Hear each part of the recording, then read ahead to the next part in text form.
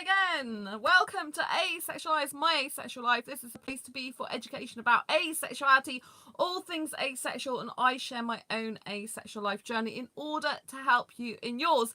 If you've never come across this channel before, I am Sandra Bellamy, author of Asexual Perspectives, 47 Asexual Stories, which is out on Amazon. And I'm also the founder of asexualise.com and founder of Asexualise Academy, which is the world's first online training centre and school for asexuals and asexuality. Thank you so much for tuning in this evening. I did have some technical difficulties a few minutes ago, so hoping everything's sorted out now. Hello to my lovely viewers. Really nice to see you nice. So close and yet so far. What should you do? What am I talking about? Well, if you didn't already know by now, this channel deals a lot with asexual dating and asexual relationships of different types. Sometimes it's a romantic nature, and sometimes I do talk about aromantic relationships as well, and friendships. So tonight I wanted to talk to you about what happened on meetup.com. So as you know, on meetup.com, or as you may not know if you don't follow this channel, there is some asexual groups that you can meet up with in person on meetup.com. So, go to that site and check out and see if there's any near where you live, or whether you might have to travel to some. However, do be very, very aware that some of the meetups on meetup.com that say they're asexual groups have actually got sexuals in them. And you have to bear in mind that meetup.com is a huge website that's full of lots of different meetup groups for every type of hobby, interest, business thing you can possibly imagine. So, it's not within an asexual setting. So it is more easier for other people to be confused about what it actually means. But I found that the majority of people in the asexual groups that I'm talking to on there, the guys I talk to, the foreign guys, because if you follow this channel, you may know that I get aesthetically attracted to younger foreign guys predominantly, not usually British guys, although I am British and love living in the UK. So the foreign guys that I end up talking to, predominantly the majority of them aren't actually asexual.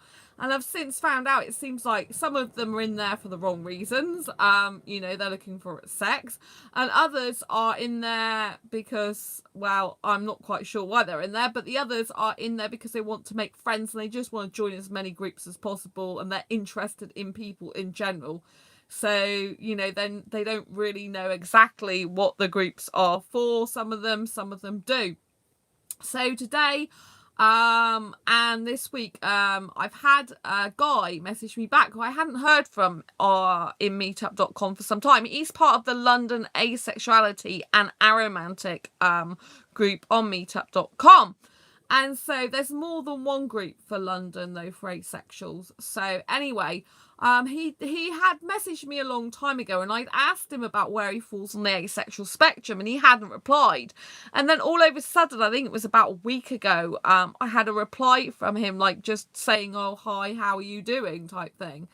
And so I asked him if he's Indian, and he said he was. And obviously, if you know this channel, you know sort of my preference for asexual romantic partners is a guy who's Indian, usually in his 20s. So this guy turns out he's 33, so older than I would usually be interested in anyway.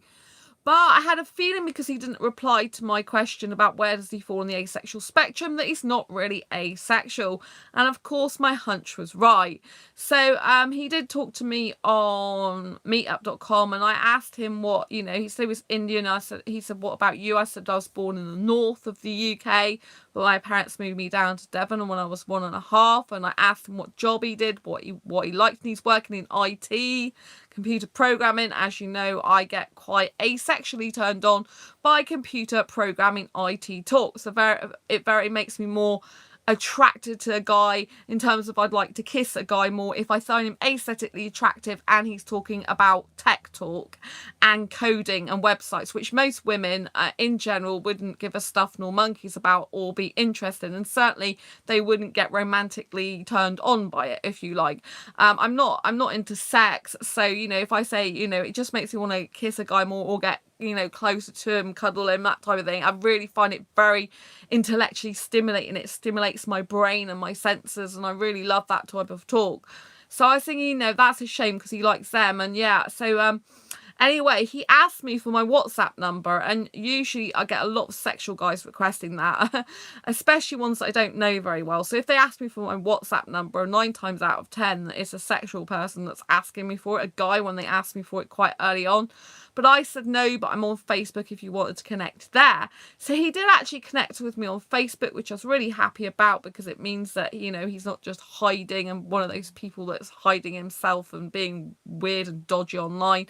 So I connected with him on Facebook, and I was having a conversation with him, and I asked him outright, you know, basically I said that why are you on the asexual why are you in the meetup.com groups? And he goes, oh, I said, it's for business reasons or for pleasure? Because he's a business guy, obviously, because he's works for a company doing IT and stuff. And he said, oh, I'm looking for people, you know, just to basically I like people and want to get to know more people. And I said, oh, okay. And he asked me why I was on there. I said, predominantly to look for asexuals, like, honestly, predominantly to look for asexuals like I am, you know. I said, you know, I've made one asexual friend on there. You know, I want to look for asexual people like me who don't experience sexual attraction. I have, however, gone to a business event locally through it as well.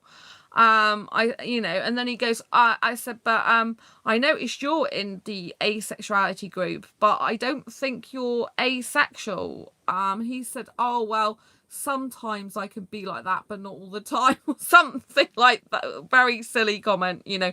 It's a silly comment to all asexuals, because it basically means they're not asexual, obviously. It's just, you know, like, basically it means they're not having sex sometimes. Do you know what I mean? That's what it means from a sexual person. So I just said, oh, right.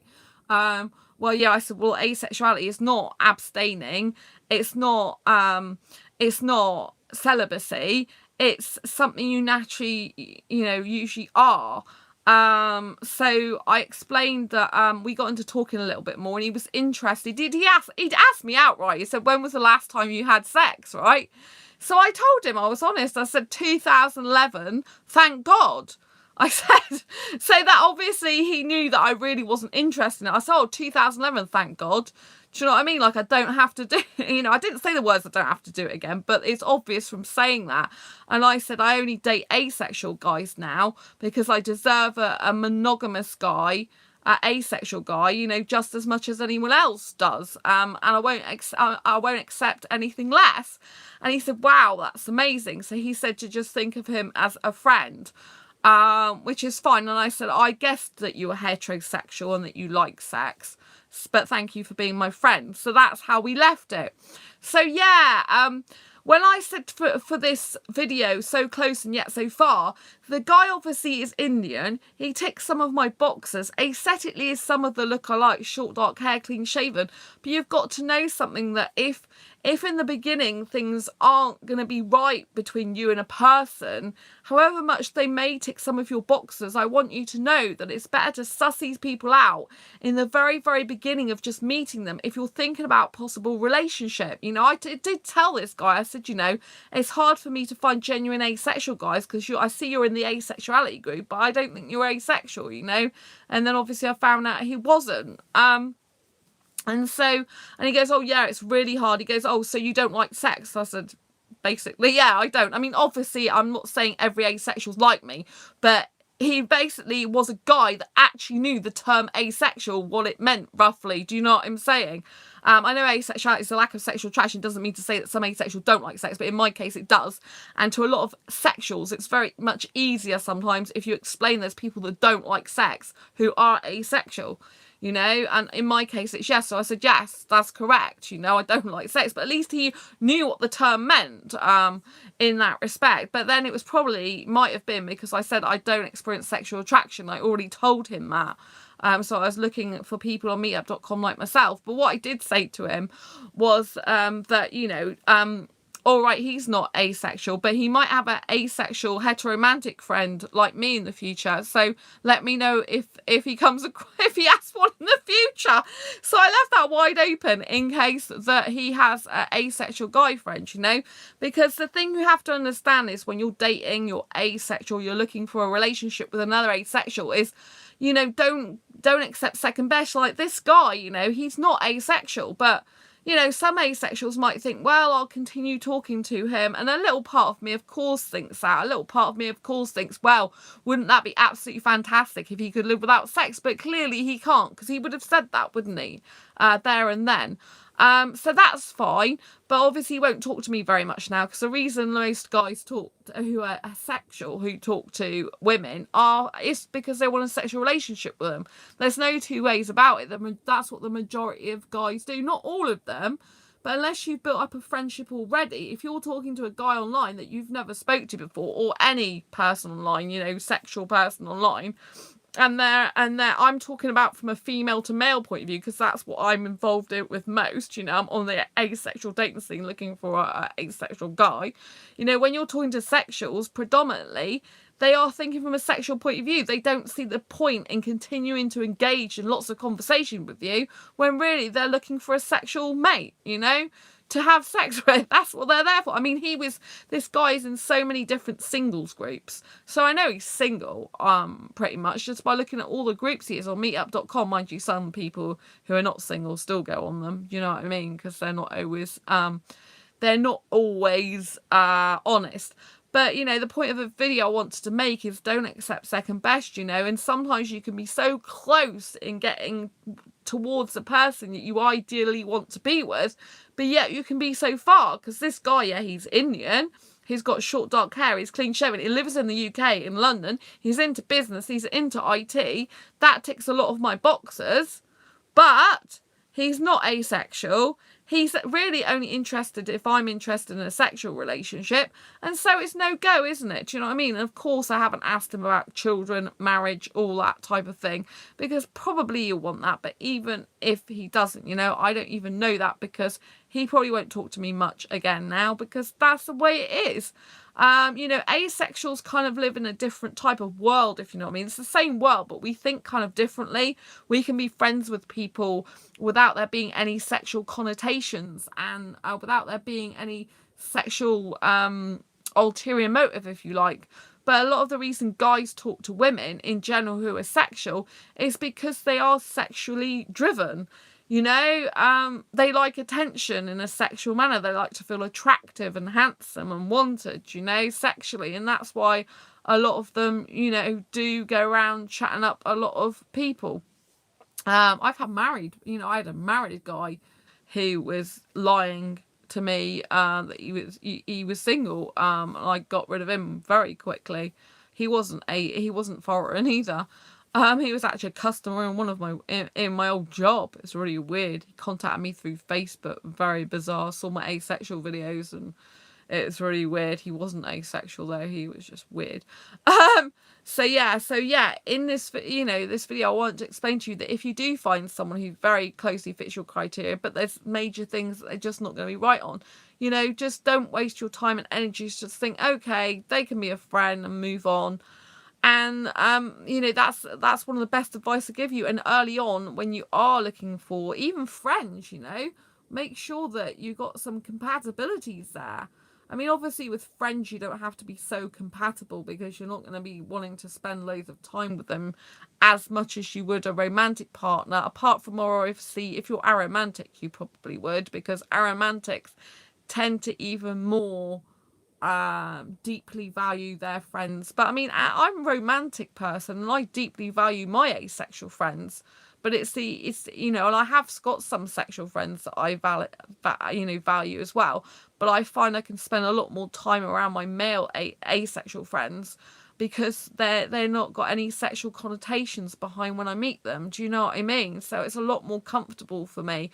I can talk to them all regularly, and there's no facade behind it. There's no hidden meanings. Do you know what I mean? It's very above board and all lovely and wonderful. So, you know, you have to be careful who even you choose as your good friends. You know, if you've got very different opposing views of things, that, you know, you're just not going to get on. So, for example, one of my best friends is an atheist. It doesn't bother me. Doesn't mean to say I can't believe in God if I want to. It doesn't bother me whatsoever. It's just his beliefs and my beliefs might be different. It doesn't affect me or my relationship, you know, which is a friendship, not an actual relationship. My relationship with him is a best friendship, you know. And so, you know, it doesn't affect me. But some people might get offended by that, you know, and they might not like that, and they might not be able to cope with it or deal with it. So if that's the case, you know, find friends where you have got like minds and you've got major things like that in common, if that's something that really affects you and you need that in your life. So, you know, just make sure that you filter out people early on in any friendships and relationships as what you would think would be a, you know, is this person going to be an acquaintance? Are they going to be a good friend with you? Are they going to be suitable as a partner if you're looking for a life partner? And, you know, sometimes we can be closer and closer and closer, but we don't actually find the one we're meant to be with. But that means that the timing isn't right. You know, when the timing's right, that person will come along. Yes, I still believe my soulmate's Indian. Yes, I still believe he's asexual. And yes, I still believe he's out there. But I've decided at the moment I'm focusing on my career and finances anyway for this, you know, throughout 2019 particularly. So that once I'm more settled with my financial situation, career, then I think I can plow more energies into relationship. However, you know, I'm still looking because I'm still on meetup.com. I'm still talking to people. So it's not that I've stopped being, you know, proactive completely in that respect. It's just that I've got better things to be doing with my time right now. When, you know, a lot of the people on asexual dating apps, for example, a lot of the time you keep, like ASAP, you keep getting the same guys over and over again. And a lot of the time you get them on the asexual dating sites as well, the same sort of guys, and it's just repetitive, you know. And it's like, you know, but then you could miss that one gem that's the right person for you. So all I would say is, you know, don't make the person your be all and end all in life. Make sure you're strong, love yourself, celebrate being single, enjoy your single life as much as possible, enjoy that time with you, because it, you know, once you're in a relationship, you're thinking, where's the time for myself? And focus on building your own strengths up and focus on building yourself up. Your confidence, your self-esteem is so important. And then when you do come into a relationship, you'll be more solid for that person, if you know what I mean. And that's what obviously I'm doing at the moment. You know, I'm quite a confident person in a lot of ways, but at the moment my health is not as good as it should be. So yeah, I've got to work on my health and all those aspects. So, you know, I think in 2018 I focused for quite a significant amount of time on relationships and getting the guy. But I think at the moment, with the way my life's gone, that's actually not the direction that I need to focus on. I need to focus on more on my career and finances, and then when I've got that sorted, I'll be in a better position to actually, you know, spend more time on sites looking for asexual guys. I think that'll be a good plan. So, you know, stay strong, focus on yourself, still be on the lookout and proactive, but don't bank your life on it, and don't, you know, focus on relationships unless that is where you've come to in your life. Like, there comes a time in your life when you put relationships first, and you literally think, right, I've got to do whatever it takes to get that person, and you focus on that, because whatever we do in our life, whatever we focus on, it expands. So the more we focus on a particular thing, the more we should have success in that particular thing. Or it works the opposite way, that if you're focusing on negative stuff, the more negative stuff tends to come your way, because what we focus on expands. So, you know, because I've been having grief that's coming to my life, you know, that's then affecting my health and stuff like that. So I won't always be that way, you know. It's hard because you've got to get balancing that between dealing with the grief and like thinking, right, that's it, I'm moving on now. That's it, done. Do you know what I mean? But there's still a few things I've got to tie up with that financially at the moment. So yeah, just be strong in yourself and work out for 2019 going forward what you'd like to focus on. You know, what's going to be your main focus area. If you're sorted with your finances, if you're sorted with your career, then, you know, and you're sorted with yourself, you know, you're confident, got lots of self-esteem as much as you can, you keep working on those things, you don't ever stop. But if you're in a good position in those, then maybe 2019 is your time to focus on relationships because you've got those other things sorted. Or maybe if you've got family problems and you think something's lacking in your family setup, then, you know, focus on your family setup, you know.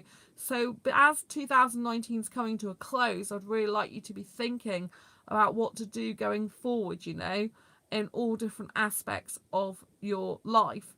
And, you know, always, if you haven't already done it, in terms of relationship, make sure you are writing down what your ideal person should look like to be in a relationship with, or what your ideal friends should look like, so that if you are in 2019 focus on it, relationships or friendships or one or the other, you know, write down your ideal type of friend, write down your ideal type of partner, you know, what they look like, what they do for a living, how their personality is, you know, their likes, their dislikes, things you've got in common, things that are deal breakers, things that aren't deal breakers, and, you know, write down a good picture of what you want those people or person to be like.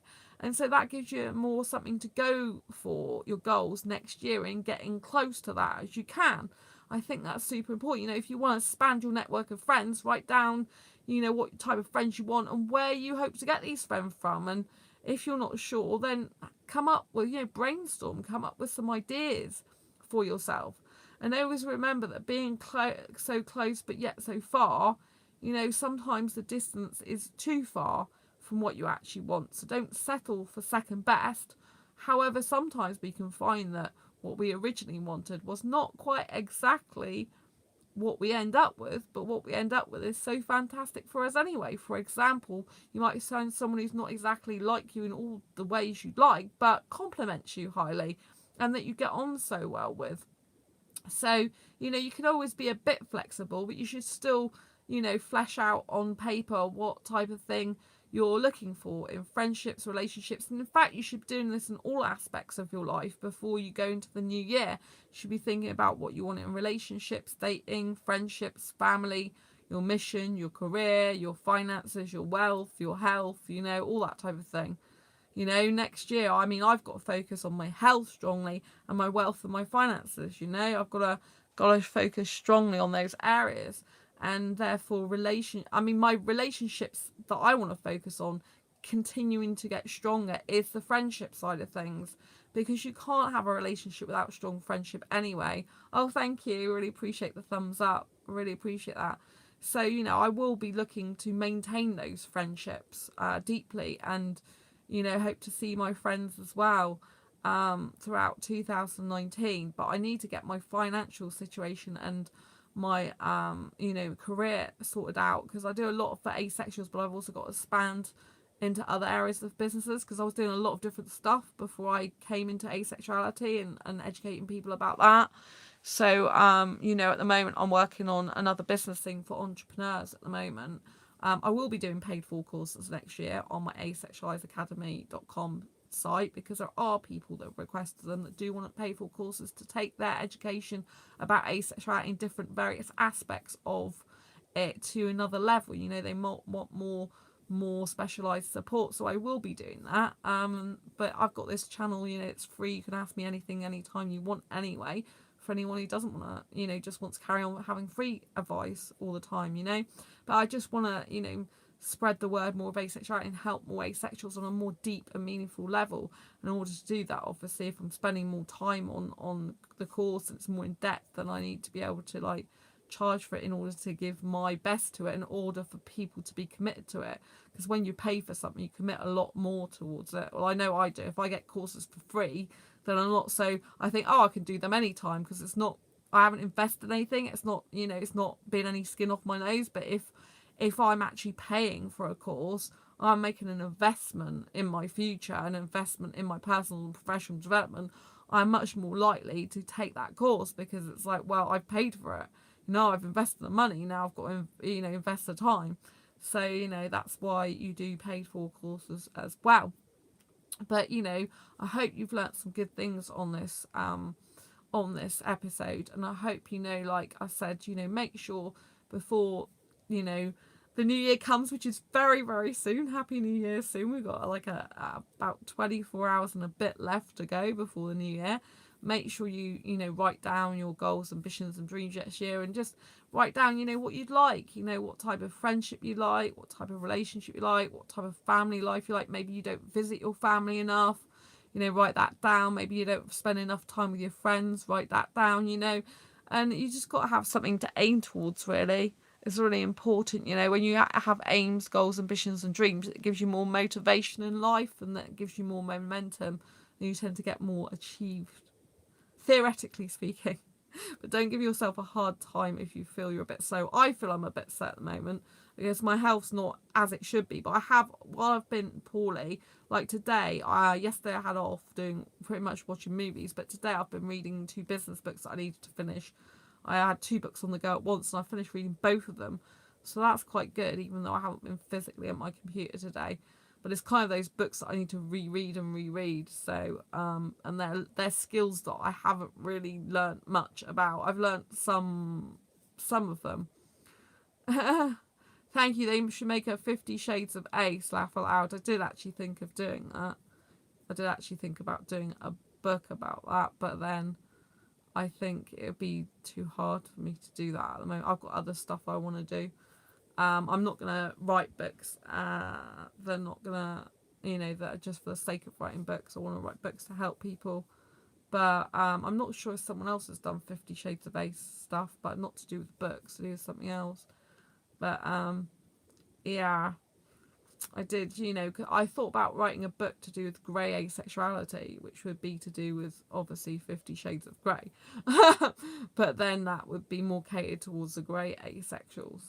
So yeah, but that's not what I've got other books in mind for asexuals, but that wasn't really one as such that I was thinking of. But yeah, Heather, I get where you're coming from, but yeah, you have to be really careful because that, you know, the grey asexuals obviously are on the more sexual end of the spectrum. So 50 Shades of Ace, I don't know where you just do asexuality in general, or whether people would be thinking of grey asexuals more. So yeah, it's a really interesting thought. But yeah, now I've got the courses I'll have next year will be video training courses, but they're gonna take a lot of time to do as well. So the paid for courses, that is.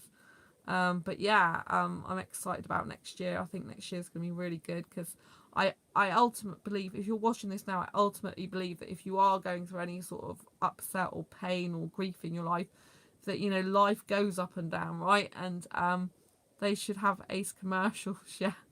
You know, that life goes up and down, and that when you go through quite a lot of downs, like problem after problem after problem, then it means you can only go up. So, you know, this is a really positive way of looking at things. Like when I used to suffer depression years ago, I didn't see any ups. I just used to constantly see downs all the time. But even though, you know, I've had like problems with my health these last few months, I understand why. You know, I've had quite a lot, you know, I've had a couple of chest infections. You know, I've got career stuff, money stuff that I'm a bit concerned about. You know, I've had 2 falls. I've had my best friend in hospital. I've lost my best friend, guinea pig, furry kid, Chestnut, under traumatic circumstances. You know, I've had a lot to deal with, to be honest. And so, you know, sometimes in life you just have to give yourself a hug and say everything's going to be fine, and you have to like really understand that, that your life isn't going to be perfect all the time. Sometimes you're going to be upset and pain. But the difference between being in a depressed state and an undepressed state is when you experience those pains, you just tell yourself things like, you'll be okay, it's temporary. It might be temporary for quite a while because you might go up, you might keep having a bit of downs for a while, but then it's okay because you know that there's still going to be good stuff coming along. Whereas my depressed previous mind didn't think like that. You know, I had depression until 2012. My old mind would have just thought about stuff all the time, being down, and just really focused on that for like ever. Do you know what I mean? Whereas I'm not like that anymore. Just because I might be grieving over my girl that I lost, or I might be not well, and I know the reasoning behind it, if you know what I mean. It's quite natural, even the doctor said it's quite natural given everything, that I'm stressed, because anyone would be in my position. So you just have to sometimes give yourself some tender loving care and know that you know, maybe your life's not completely where you want to be right now. It may never be completely where you ever want it to be, but it's fine because life does go up and down. Everything does happen for a reason, even if it's absolute rubbish at the time and really hurts and upsets you. You know, everything just is as it's meant to be. And you have to think like that, you know. That's how you gain a positive mindset. That's how you overcome obstacles, because you see them more as challenges. That's how you know that you just have to nurture yourself and look after yourself and don't beat yourself up about it. And you have to think about, you know, I'm still loving life even though I've had some like downtimes. I mean, I'm here. I've got a roof over my head. I've still got one beautiful baby girl guinea pig left, Angel, who's beautiful. I've got my parents. You know, I've got food in my belly, food in the cupboard.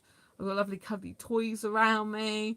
I've got you beautiful viewers that, you know, tune in regularly. And, you know, I'm hoping to get to 400 subscribers. Please share this channel. I'm about 4 subscribers off it. So if you know anyone who loves asexuality or wants to know more about it, just get them to subscribe, because I think it's like 396 subscribers now. I'd love to have 4 more by the end of tomorrow, so then I can hit the new year at 400. That would be amazing. So please do share this with someone. Just share it in their Facebook, you know, in a private messenger, or share it, you know, on your Facebook page. That would help spread awareness, you know, or other social media. If you're on Twitter, just share it away, because the more people that know about this channel, the better. You know, I'm even on LinkedIn at the moment saying I'm a presenter of this channel. So LinkedIn is used for business networking, and I've got my asexual videos going out there at the moment. So yeah, that's quite interesting, isn't it? Someone's there talking about social media and up pops something about asexuality in relationships. And what I think one of the videos that I published is about, you know, asexuality in the relationship to do with castration and all that type of thing. If you haven't watched that video, it's several videos back a few weeks ago about castration and other stuff to do with asexuality. You know, what's the relationship between them? You know, what does it mean? So do check out that video. It's quite an interesting one, to say the least. Anyway, I'm going to love you and leave you for now. I want to wish you a very happy new year, even though it isn't new year yet. And I want to wish you a lot of love in your heart, a lot of hope for the future. I want you to know that, yeah, even if you are having some hard times now, through the dark times comes the light, and everything's going to be awesome again, and it'll be beautiful and amazing. And, you know, obstacles are challenges and opportunities. So that's what we have to view them as. You know, life is full of obstacles, which really could be, instead of looking at them as obstacles, you can look at them as challenges and opportunities to improve in some way, to develop, to grow yourself. You know, it can be really hard when you're trying to change your life, though. It can be a real struggle, because it becomes so overwhelming, and that can make you feel a bit ill as well. It's like, oh, I've got so much information. At the moment, I've got information overload as well, which is kind of like, you know, it goes boom. Like, my mind's just like, poof. But, you know, it's good, because I expect that information's going in on a subconscious level, just that consciously my mind is a bit like, this is quite a lot to take in. And I had hoped to be able to be a lot further along by now, but when you're learning new information and, you know, you're trying to take it all in, and it's new, and you're a bit like, woo. So if you are trying to learn new things in your life, you know, go a bit easy on yourself. Love yourself. It's really important. Anyway, give this video a thumbs up if you like it. I really appreciate your tuning in. Thank you, Heather. Thank you ever so much for everyone else who is watching tonight. I really appreciate you tuning in. Thank you so much. I really appreciate you. And until next time, embrace your quirky and each other's. Don't forget to subscribe if you haven't already. Hit the subscribe button below. Hit that bell icon to get notified of every time I go live like now, or post a new video. And I will see you on the next video or live stream. Night, Heather. Take care. Bye, everyone else. Bye. Nice to see you.